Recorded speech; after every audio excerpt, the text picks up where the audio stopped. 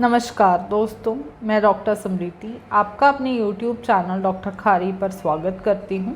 आज हम बात करने जा रहे हैं एक होम्योपैथिक मेडिसिन विनका माइनर के बारे में, जो कि कुछ स्किन इन्फेक्शंस के टाइम पे यूज़ होती है और साथ ही आपके हेयर्स की कुछ प्रॉब्लम में इसका यूज़ करवाया जाता है। आज इस वीडियो में हम जानेंगे कि कौन कौन से सिम्टम्स होने पर विनका माइनर का इस्तेमाल किया जाता है और इसकी डोसेज जो है वो क्या रहनी चाहिए।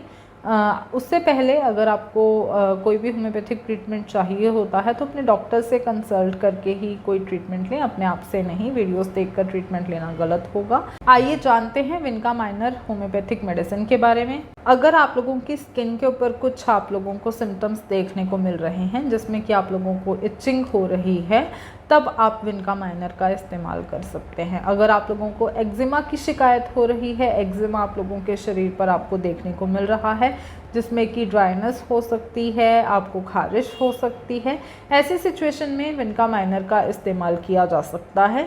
इचिंग के साथ साथ अगर आप लोगों की स्किन के ऊपर बर्निंग हो रही है तब भी हम विनका माइनर देकर इन सिम्टम्स में आराम पा सकते हैं। स्किन के अलावा ये मेडिसिन जो है ये हेयर्स के लिए इस्तेमाल की जाती है।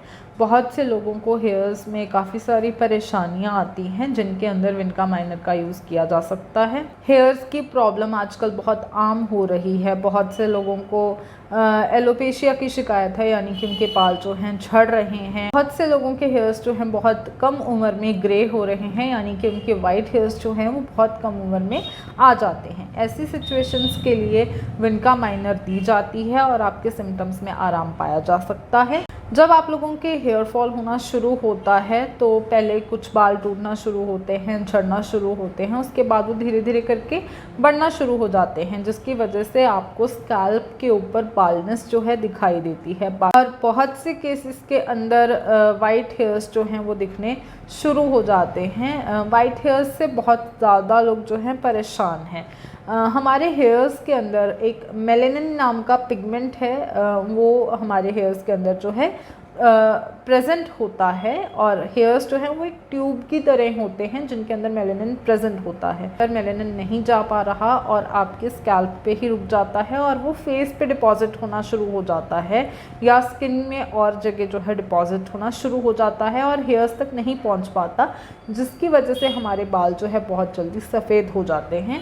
विनका माइनर जो है वो आपके मेलेनिन को आपके बालों तक पहुंचाने का काम करती है। वो आपके मेलेनिन के ऊपर एक्ट करती है जिससे कि आपके हेयर्स जो हैं वो ब्लैक ही रहते हैं, वाइट नहीं होते, और ये ग्रे हेयर्स होने से रोकती है। साथ ही जिन लोगों के बाल झड़ रहे हैं उनके बाल झड़ने से रोकती है। बहुत से केसेस में स्कैल्प के ऊपर और भी परेशानियां आ जाती हैं, खारिश वगैरह हो जाती है।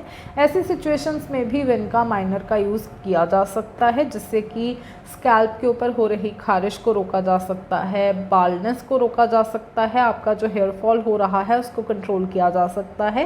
साथ ही अगर आप लोगों के ग्रेइंग ऑफ हेयर्स की शिकायत आ रही है उस पर भी कंट्रोल पाया जा सकता है विनका माइनर के यूज़ से। आइए जान लेते हैं इसकी डोसेज के बारे में। अगर आप लोगों को परेशानी कम है, आपके कम बाल झड़ रहे हैं और कुछ ही बाल जो हैं सफ़ेद हुए हैं, तो आप इसकी 200 पोटेंसी यूज़ कर सकते हैं। और अगर आपकी परेशानी ज़्यादा है तो आप विनका माइनर को मदर टिंचर के फॉर्म में, यानी कि विनका माइनर क्यू के फॉर्म में ले सकते हैं। ये लेने से आप लोगों के जो बाल हैं वो जल्दी ग्रे होने बंद हो जाएंगे। विनका माइनर की अगर आप 30 या 200 पोटेंसी यूज़ कर रहे हैं तो आप 10 से 15 बूंदें एक चौथाई कप पानी में डालकर ले सकते हैं। दिन में 2 से 3 बार इसका सेवन किया जा सकता है। और अगर आप इसकी मदर टिंचर फॉर्म यूज़ कर रहे हैं तो आप इसकी 5 ड्रॉप्स जो हैं वो थोड़े से पानी में डालकर इस्तेमाल कर सकते हैं। 2 से 3 बार जो है आप इसको यूज़ कर सकते हैं। जब भी आप कोई होम्योपैथिक ट्रीटमेंट लें तो अपने डॉक्टर से ज़रूर कंसल्ट कर लें, या फिर आप हमसे भी होम्योपैथिक ट्रीटमेंट ले सकते हैं। दिए गए व्हाट्सएप नंबर पर मैसेज ड्रॉप करके आप हमसे अपॉइंटमेंट ले सकते हैं और अपना इलाज जो है शुरू करवा सकते हैं। अगर आपको हमारे वीडियोस पसंद आ रहे हों तो इन्हें लाइक, शेयर और कमेंट ज़रूर करें।